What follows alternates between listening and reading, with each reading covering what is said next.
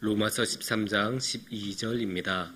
로마서 13장 12절입니다. 낮에와 같이 단정히 행하고 밤이 깊고 낮이 가까웠으니 그러므로 우리가 어둠의 일을 벗고 빛의 갑옷을 입자. 아멘. 사랑하는 성도님들, 이렇게 눈이 오는 이런 날에도 우리가 다 함께 모여서 예배드리고 주님의 말씀을 나눌 수 있어서 참 기쁩니다. 때는 1월이었습니다. 올해 1월 초에 제가 이런 오만한 생각을 했었습니다. 올해는 별로 올겨울은 춥지도 않고 눈도 얼마 안 오네. 이 생각을 했는데 이 생각을 한 다음에 한 일주일 정도 지난 다음부터 어떻게 돼요? 한 1월 말부터 우리 부정 때부터 눈이 엄청 오기 시작했죠? 눈이 엄청 많이 오고 또 갑자기 한파가 엄청 심해서 밤에는 막 마이너스 13도, 12도 막 이렇게 쫙쫙 내려가는 그런 엄청난 추위가 오지 않습니까?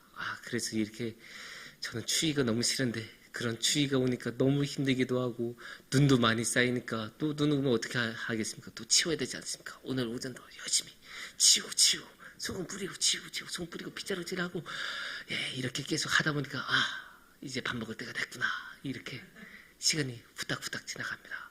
근데 이렇게 사실 그렇게 눈 치우는 거는 좀 몸이 고되고 힘들어도 그렇게까지 마음이 힘들게 하진 않아요. 하지만 정말로 마음이 힘들게 하는 거는 추위입니다. 저는 추위가 너무너무 싫어서 추운 날에는 뭔가 하기가 싫어져요. 솔직히 말하면 추운 날에는 딱 이렇게 열고 현관문 밖으로 나가는 것조차도 싫어요. 그래서 저는 솔직히 말해서 출근하는데 한 15초면 되거든요. 저희 집에서 사무실까지 가는데 15초면 가요. 그래도 가기 싫어요. 너무 추워요. 이렇게 추운 날은 우리의 삶을 너무나 힘들게 합니다. 근데 추운 날을 이렇게 출근은 그래도 해야 되니까 하잖아요. 그래도 힘들게 하지만 추운 날이 되면 우리가 진짜 잘 안 하는 게 있어요. 우리 삶에 꼭 필요하지만 않은 것, 그게 뭘까요? 운동입니다. 운동을 안 하게 되죠. 아무래도 추워지면 몸도 움츠러지고 밖에서 활동하기도 힘들어지니까 당연히 운동을 줄어들 수밖에 없어요. 이렇게 추운 날 막 조깅하는 사람 보기 힘들잖아요. 자전거 타는 사람 보기도 힘들고. 그만큼 추우면 운동하기가 힘들어지는 건 어쩔 수가 없고 너무나 당연한 거예요. 여건이 그렇게 추우면 또 이렇게 눈까지 많이 오면 당연히 밖에서 운동하기가 힘들어집니다. 그런데 이게 사실 운동만 그런 게 아니잖아요. 이게 추우면 그래서 여건이 안 좋아지면 하기가 힘들어지는 거는 너무나 많죠. 예를 들어 자동차 같은 경우도 세차 같은 거 또는 내부 청소 같은 거 이렇게 추운 날은 잘 안 하죠. 그렇게 물 뿌렸다가 자동차 얼어버리면 어떡해요? 앞에 앞유리라도 얼어버리면 운행하기도 힘든데 큰일이 나죠. 또 건물 같은 거 수리 같은 것도 이런 겨울 추울 때는 잘 안 해요. 왜냐? 시멘트가 얼어버리면 작업이 안 되니까. 그러니까 안 해요. 이렇게 여건이 안 되면 뭔가 일이 진행이 안 돼요. 그건 너무나 당연한 거예요. 근데 그렇다고 해서 여건이 안 된다고 해서 다 손 놔버리고 일을 안 해버리면 그것도 문제가 됩니다. 우리가 날씨가 춥다고 여건이 안 된다고 해서 운동을 계속 안 하면 어떻게 돼요? 운동 능력은 계속 떨어지고 몸은 계속 삐걱대기 시작하고 또 어떻게 해요? 살만 찌고 체중만 늘어나기 시작을 하죠. 이게 근본적인 문제입니다. 뭔가 해야 할 일은 있는데 여건은 안 돼요. 사실 그런 경우 훨씬 많죠. 우리 인생을 살아가다 보면 여건이 다 받쳐져서 일이 쫙쫙 진행이 되기만 하는 경우가 얼마나 많겠습니까? 그렇게 되는 경우는 너무나 행복하고 감사하고 좋은 거죠. 하지만 그렇게 안 되는 경우가 너무나 많고 사실 그런 경우가 더 많아요. 그래서 여기 우리가 고민이 시작이 되는 거죠. 우리가 분명히 해야 할 일은 있는데 그 해야 할 일을 하기 위한 여건은 전혀 준비되지 않는 경우. 그런 경우가 참 많습니다. 그럴 때는 어떻게 해야 될까요? 어떻게 해야 되긴요. 아주 간단합니다. 그럴 때는 이렇게 말씀을 펴고 말씀을 읽어야 합니다. 그리고 어떤 말씀을 읽을까요? 오늘의 말씀 로마서 13장 12절을 읽으시면 됩니다. 오늘의 말씀 12절은 이렇게 말씀하고 계십니다. 밤이 깊고 낮이 가까웠으니 그러므로 우리가 어둠의 일을 벗고 빛의 갑옷을 입자. 여기서 두 가지 중요한 키워드들이 있죠. 밤, 낮, 어둠, 빛. 이게 무슨 이야기겠어요? 당연히 비유적으로 말한 거겠죠. 비유적으로 밤은 나쁜 거고 쉽게 말하면 낮은 좋은 거예요.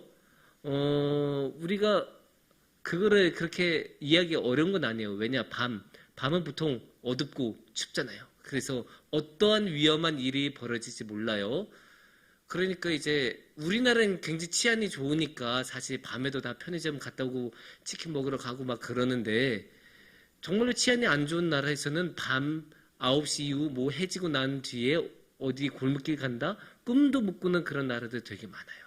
그만큼 밤은 위험한 시간이고 그래서 밤이 그렇게 발견이 잘 안 되는 시간이니까 군사작전은 항상 밤에 일어나고 그래서 밤은 항상 위험한 시간이고 우리가 조심해야 되는 그런 시간입니다. 반면에 낮은 어때요? 낮에는 다 보이니까 또 낮은 따뜻하니까 활동하기도 좋고 밖에 돌아다니기도 좋고 또 다 보이니까 안전하고 그런 시간이에요. 그러니까 우리는 항상 밤을 안 좋은 것으로 보고 낮을 좋은 것으로 봅니다. 그런 비유가 성경에도 굉장히 많이 쓰여요. 특히 요한복음에는 이 빛과 어둠의 비유를 아주 많이 쓰고 요한복음은 아니지만 이 로마서에서도 그런 모습을 볼 수 있는데 오늘의 말씀 바로 앞선 11절을 보면 우리가 이 비유가 제가 생각하는 게 아니라 성경에 자주 쓰이는 그런 비유란 것을 알 수 있어요. 11절 말씀을 우리가 함께 보면 뒤편에 이렇게 나오죠. 이는 이제 우리의 구원이 처음 믿을 때보다 가까웠습니다. 우리가 아까 12절 말씀을 보면 뭐라고 해요? 12절 말씀 우리가 다시 보여주시면 여기서 뭐가 가깝다고 합니까? 낮이 가까웠으니. 근데 11절에서 뭐가 가까웠다고 합니까? 11절에서는 구원이 가까웠습니다. 이렇게 하죠. 그러니까 뭡니까? 빛도 가깝고 구원도 가깝고. 그러면 빛하고 구원이 가까운 거니까 빛하고 구원이 최소한 호환되고 한 팀이라는 것은 알 수 있죠. 근데 구원이야말로 우리가 알고 있는 것 중에 가장 좋은 것이고 우리가 가장 얻고 싶어하는 것 아니겠습니까? 그러니까 그런 구원이 가까운 것처럼 낮도 가까우니까 구원과 낮은 같이 호환이 되면 낮은 좋은 거고 낮의 반대가 되는 밤은 나쁜 것이다. 이렇게 우리가 말을 할 수 있을 것 같습니다.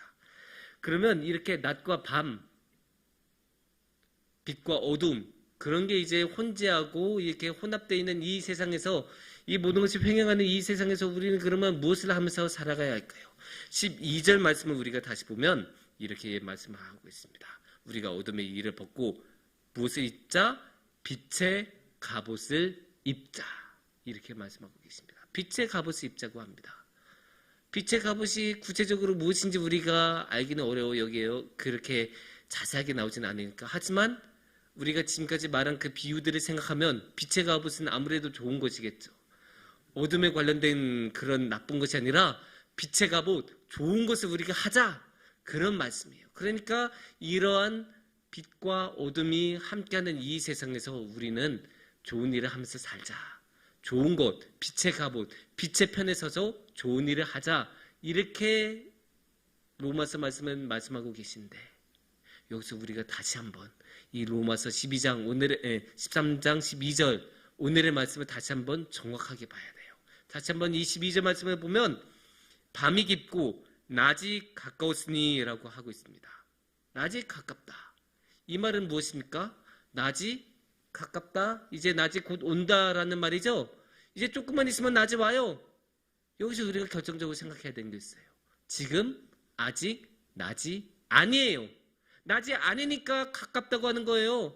낮이었으면 지금 낮이니까 빛의 갑옷을 입자라고 할 텐데 아니에요. 낮이 가까웠으니 아직 낮 아닙니다. 그러니까 우리가 이 12절 말씀을 다음 자막을 보여주시면 정확히 보면 뭐라고 있어요? 밤이 깊고 아직 밤이에요. 아직 밤, 깊은 밤, 깊디 깊은 밤. 그 위험한 시간이에요. 지금 위험한 시간인데 22절에서는 뭘 하자고 합니까? 빛의 갑옷을 입자.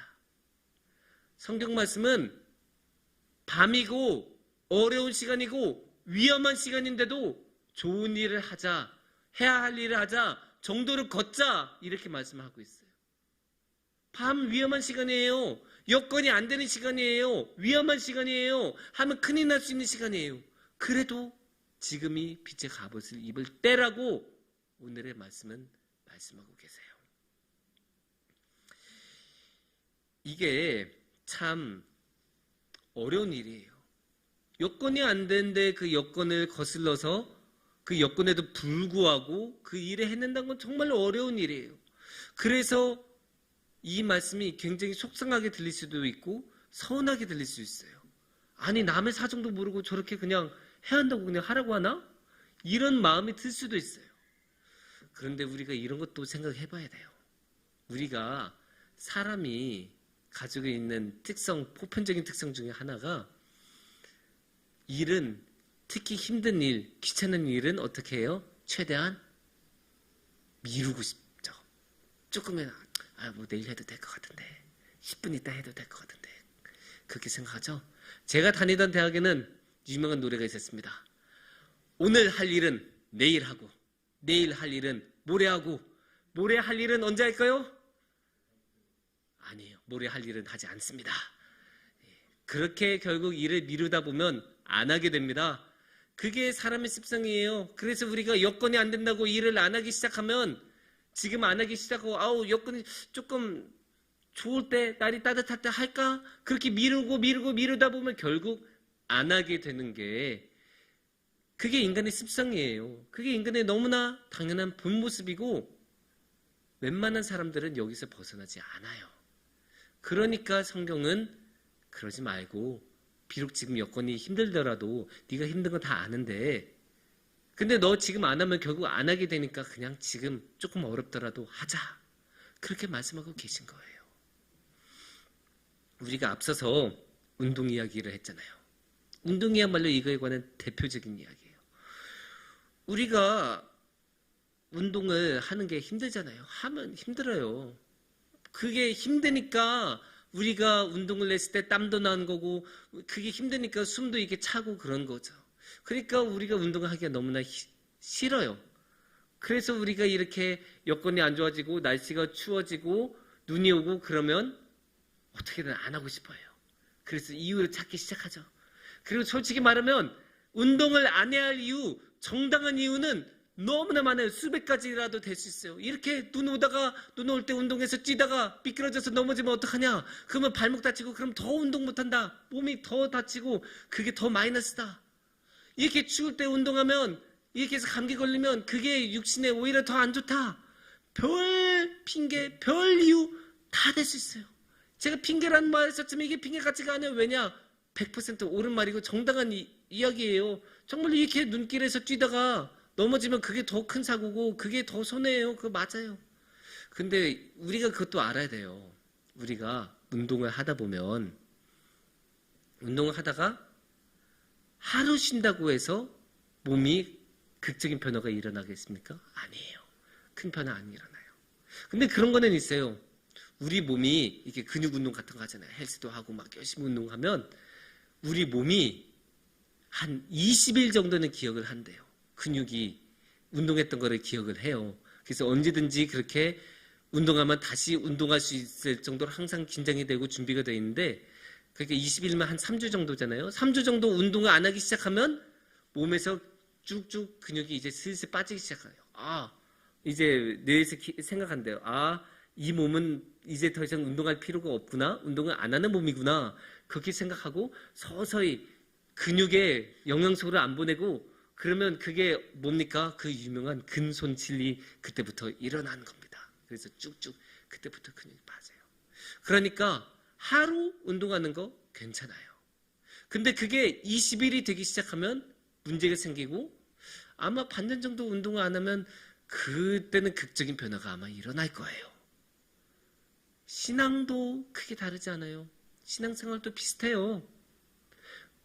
우리가 신앙생활 하면 마땅히 해야 할 일들이 있잖아요. 예배도 드려야 하고, 주님의 말씀도 읽어야 되고, 기도도 해야 되고, 그런 것들은 당연히 우리가 신앙생활을 할 때는 마땅히 해야 할 일이에요. 근데 우리가 80평생을 살아오면서 매일 그렇게 말씀 읽고 매주 예배를 드리러 가다가 한 주 예배 안 드린다고 해서 큰일이 나겠습니까? 한 주 예배 안 드린다고 해서 하나님께서 안 돼, 너 천국 못 들어와, 이렇게 말씀하시겠습니까? 제 생각으로는 안 그러실 것 같아요. 제 생각으로는 한 주 못 나왔다고 해서 하나님이 천국을 오는 것을 막지는 않으실 텐데, 근데 그 한 번이 10번이 되고 100번이 되기 시작하면 그때는 우리의 신앙생활에 있어서 문제가 될 수 있어요. 그렇기 때문에 우리는 그 100번이 되지 않도록 10번을 막아야 되고, 그 10번이 되지 않도록 한 번부터 막고, 여건이 어렵고 진짜 힘들더라도 그래도 우리가 예배를 드리고, 그래도 우리가 신앙생활을 하도록 노력을 해야 하는 거예요. 그러면 우리가 그 한 번 신앙생활을 망가뜨릴 그 100번까지 이어질 그 한 번을 막을 수 있기 위해서는 우리가 뭘 해야 할까요?